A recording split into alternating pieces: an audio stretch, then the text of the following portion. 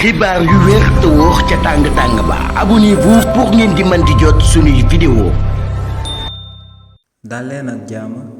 seen chaîne bi di Buzz 221 HD kii di Barthélémy Dias di ancien maire bu ville Dakar nekk njiitalu parti politique bi ñu dippee Sénégal bu ñu bokk daal dinay tagg kii di président Macky Sall di ancien président de la République ba noppi daal di ragg kii di Amadou Sall di doom président Macky Sall ci lu ko waa CENTIF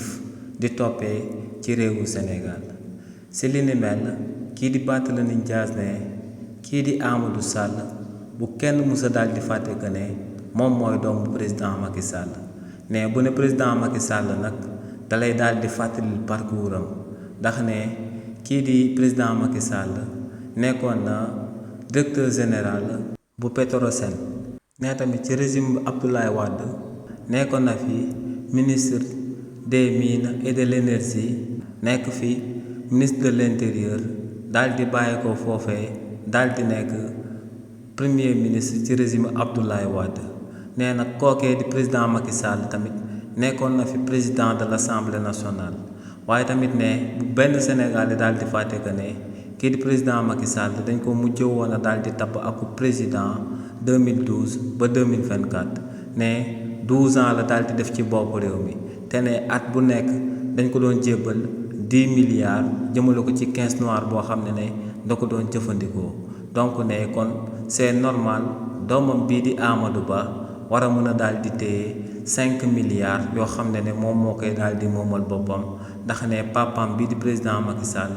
ak milliardaire la kàddu yooyu kookee di Barthélémy Dias daal di yëkkati nag képp ku ci amal akub ñàngat di nga gis que ne kàddoom yooyee dara xaajul ba ciy dëppoog lu am ndax kii di président Macky Sall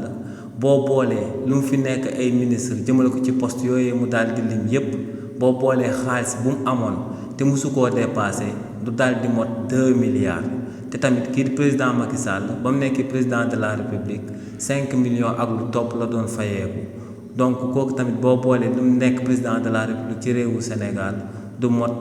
3 milliards boo boolee lépp lu mu jot a fayeeku ci réewu Sénégal donc kii di président Macky Sall bu fekkee ne dafa jëfandikoo caisse noire bi ñu ko daal di jox loolee akub sàcc la donc kii di président Macky Sall bu ñu ko tegee ci yoon lu mu fi nekk lu mu fi occupé poste yooyu yëpp kii di Barthélémy Dias daal di tudd li ni mel taxut mu daal di nekk akub milliardaire bi nga xam ne moom la ko Barthélémy Dias bëgg a daal di jox solo boobee ak daraja boobee lu leer ba am moom mooy que ne kii di Amadou Sall waa CENTIF ñoom ñoo ko daal di indexé ci akub rapport te li ni mel pour mu daal di leer faa kookee di Amadou Sall ci wàllu boppam dem daal di uy ci convocation bu ñu ko daal di jébal mu daal di amal akub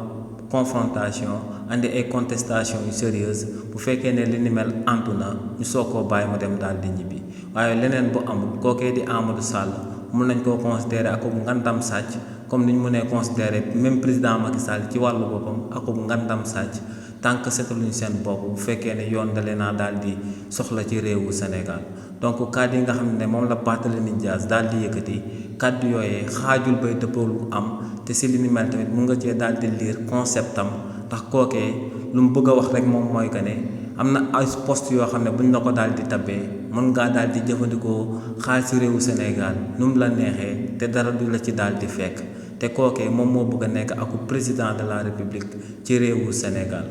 xibaar yu wér te wóor ca tàng ba abonnez-vous pour ngeen di mën di jot suñuy vidéo.